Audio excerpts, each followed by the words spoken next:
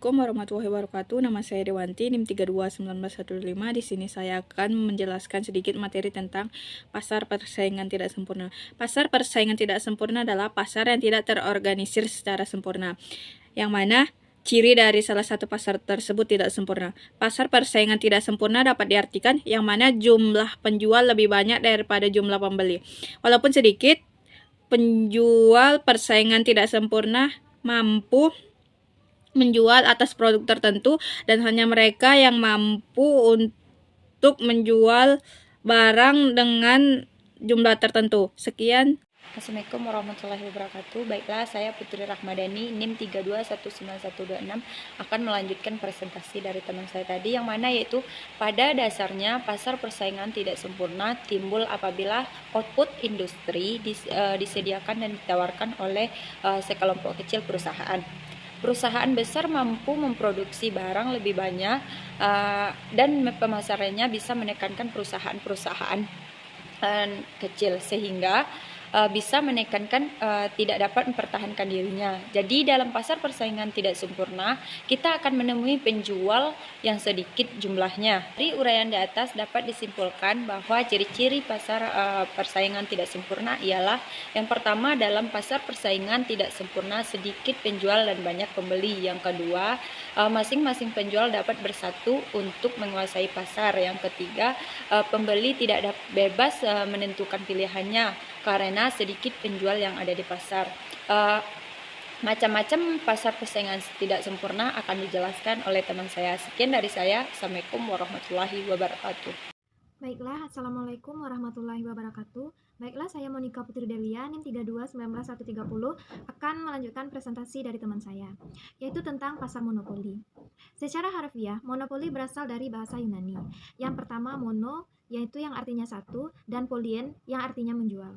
Sehingga pasar monopoli didefinisikan suatu penjual yang menguasai pasar. Yang dimaksud dengan suatu penjual yang menguasai pasar adalah dalam pasar tersebut hanya mempunyai satu pengusaha dan harga juga ditentukan oleh pengusaha. Akan tetapi juga diikut campur tangan oleh pemerintahan dalam menetapkan harga tersebut. Secara teori, pasar monopoli ini sangat terrealisasi untuk perusahaan dan untuk menjadi substitusi. Contoh dalam pasar monopoli ini adalah seperti yang kita merasakan listrik, yaitu dari PLN, yaitu adalah termasuk monopoli.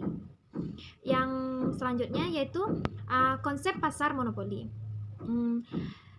Timbulnya pasar monopoli yaitu karena untuk pemutusan kekuasaan ekonomi satu pelaku usaha atau perusahaan yang harganya dikuasai oleh pengusaha atau produsen tersebut. Baiklah, selanjutnya yaitu mengapa pesaing tidak bisa masuk. Dalam hal ini, kalau pasar monopoli terdapat tiga alasan kenapa pesaing tidak bisa masuk. Yang pertama yaitu sumber daya yang dikuasai oleh suatu perusahaan tunggal. Berarti kalau tunggal itu cuma satu perusahaan dan tidak lebih. Yang kedua, pemerintahan memberikan hak eksklusif kepada sebuah perusahaan tunggal. Yang ketiga, biaya produksi akan lebih efisien, akan lebih baik jika cuma dimiliki satu produsen, tidak lebih. Selanjutnya, ciri-ciri pasar monopoli. Yang pertama, pasar monopoli adalah industri dari suatu perusahaan. Yang kedua, tidak mempunyai barang pengganti yang mirip. Yang ketiga, tidak terdapat kemungkinan masuk ke dalam industri. Yang keempat, dapat mempengaruhi penentu harga. Yang kelima, promosi iklan kurang diperlukan. Maksudnya kurang diperlukan ini karena kalau pasar monopoli kayak listrik, kita memerlukan itu dan tidak perlu untuk promosi supaya kita untuk membayar listrik. Sekian, terima kasih. Assalamualaikum warahmatullahi wabarakatuh. Baiklah, saya Salsa Eltami, NIM 32191129. Kami menjelaskan mengenai pasar persaingan tidak sempurna. Saya akan menjelaskan tentang pasar oligopoli. Pasar oligopoli adalah pasar yang terdiri dari beberapa produsen yang menghasilkan seluruh atau sebagian besar total output di pasar. Untuk ciri-ciri dari pasar oligopoli ini terdiri dari 3 bagian. Yang pertama yaitu menghasilkan barang standar atau berbeda corak.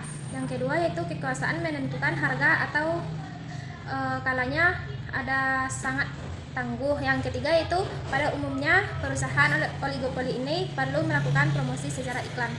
Sekian presentasi dari saya. Assalamualaikum warahmatullahi wabarakatuh. Assalamualaikum warahmatullahi wabarakatuh. Baiklah, saya Anissa Talim, NIM 329113, akan melanjutkan presentasi dari saudari Monica, yaitu mengenai pasar monopsoni. Pasar monopsoni adalah kegiatan jual beli di mana satu pelaku usaha atau pembeli menguasai penerimaan pasokan atau menjadi pembeli tunggal atas barang dan jasa dalam suatu pasar komoditas. Pasar monopsoni timbul karena pengkhususan sumber untuk digunakan oleh pemakai tertentu dan imobilitas sumber yang digunakan dalam suatu daerah tertentu juga oleh perusahaan tertentu. Salah satu contoh monopsoni adalah penjualan perangkat kereta api di Indonesia. Perusahaan kereta api di Indonesia hanya ada satu, yakni KAI. Oleh karena itu semua hasil produksi hanya akan dibeli oleh KAI. Adapun ciri-ciri pasar monopsoni sebagai berikut. Yang pertama, hanya ada satu pembeli. Yang kedua, pembeli bukan konsumen tapi pedagang atau produsen. Yang ketiga, itu barang yang dijual merupakan bahan mentah. Dan yang keempat, yaitu harga sangat ditentukan oleh pembeli. Adapun kelebihan dan kekurangan pasar monopsoni di sini, yaitu kelebihan yang pertama, kualitas produk lebih terpelihara. Yang kedua, penjual akan hemat dalam biaya produksi. Kekurangan pasar monopsoni di sini itu yang pertama, pembeli bisa seenaknya menekan penjual. Yang kedua, itu produk yang tidak sesuai keinginan pembeli tidak akan dibeli dan bisa terbuang. Praktik monopsoni merupakan praktik terlarang untuk pelaku usaha yang telah diatur secara yuridis dalam Undang-Undang Anti Monopoli. Larangan tersebut guna melindungi kepentingan masyarakat secara general, khususnya produsen dan konsumen yang secara jelas akan dirugikan melalui praktik ini. Dampak yang dapat ditimbulkan adalah yang pertama, itu terjadinya pembatasan atas sebuah komoditi yang berakhir pada tidak terpenuhinya kebutuhan masyarakat atas komoditas tertentu. Sekian dari saya. Mohon maaf atas segala kekurangan. Sesuai dengan Assalamualaikum warahmatullahi wabarakatuh. Assalamualaikum warahmatullahi wabarakatuh. Baiklah, saya Desi Ratnasari, NIM 32191314. Di sini saya akan mempresentasikan tugas dalam mata kuliah Ekonomi Mikro Syariah, yaitu tentang pasar persaingan tidak sempurna. Di sini saya akan mempresentasikan tentang pasar monopolistik. Pasar monopolistik adalah sistem pasar di mana terdapat banyaknya produsen atau perusahaan di dalamnya yang mempunyai barang atau jasa yang sama dengan perusahaan lain. Akan tetapi terdapat aspek pembeda seperti warna produk, bentuk produk, dan juga kemasan sampai disajikan. Sedangkan ciri-ciri pasar monopolistik ini, yang pertama yaitu banyaknya penjual di pasar, yang kedua yaitu barang serupa tapi tidak sama, selanjutnya harga, dan juga bebas keluar masuk pasar serta adanya promosi. Dan selanjutnya yaitu karakteristik pasar monopolistik. Karakteristiknya yang pertama yaitu produk diferensiasi, dan juga jumlah produsen yang sangat banyak. Yang terakhir yaitu mudah masuk dan keluar dari pasar. Mungkin sekian presentasi dari saya. Assalamualaikum warahmatullahi wabarakatuh.